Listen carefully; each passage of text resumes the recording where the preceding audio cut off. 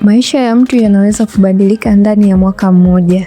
Mtu asiyekuwa na mwelekeo, ambaye hana pesa, hana matumaini, kwa mwaka mmoja anaweza kubadilisha maisha yake na kuwa mtu mwenye mafanikio na furaha.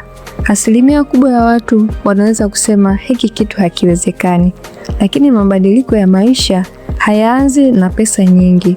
Huwa yanaanza na maamuzi madogo yanayofanywa kwa kurudiwa kila siku. Kuna kijana mmoja alikuwa anaishi maisha ya kawaida. Kila siku alikuwa analalamika, pesa haitoshi, muda hautoshi na maisha hayasongi mbele. Malalamiko kwa huyu kijana ilikuwa ni kama dozi, lazima ainywe asubuhi, mchana na usiku. Lakini kuna siku aliamua kubadilisha mtindo wake wa maisha. Akaanza kuwa anaamka mapema, akapunguza pia kupoteza muda mwingi kwenye simu kwa kufanya mambo yasiyo na msingi kwenye maisha yake. Akaanza kusoma vitabu na kujifunza ujuzi mpya wenye thamani. Lakini baada ya miezi kadhaa kupita, watu walianza kuona tofauti kwa huyo kijana, kwa sababu alikuwa na nidhamu, alikuwa na malengo na alikuwa na mwelekeo mzuri kwenye maisha yake.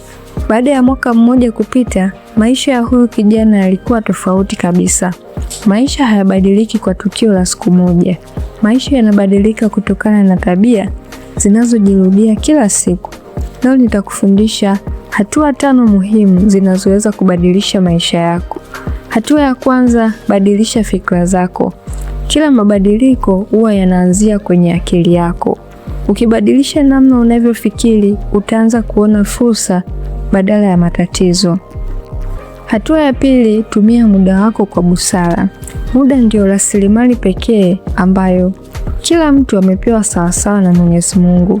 Kila mtu ana masaa 24, lakini tofauti huwa inatokea kulingana na kila mmoja anavyotumia masaa hayo 24.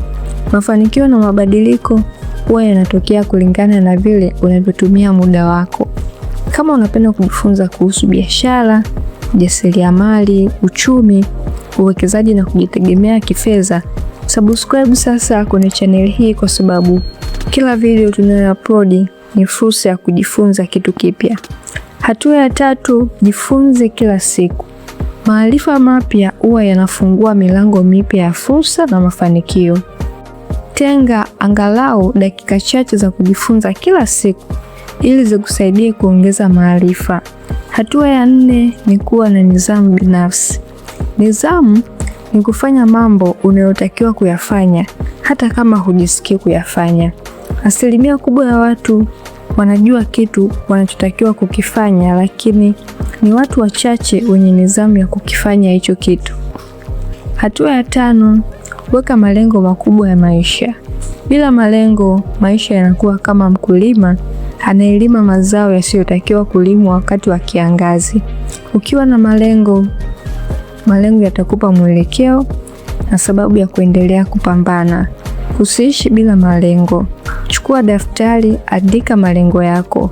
Kubadilisha maisha yako ni matokeo ya maamuzi unayoyafanya kila siku. Kwa kubadilisha fikra zako, kutumia muda wako vizuri, kujifunza kila siku, kujenga nidhamu na kuweka malengo makubwa, maisha yako ya kesho hayajengwi kwa maamuzi unayoyafanya leo. Anza sasa. Hili ni darasa la biashara na ujasiriamali. Asante.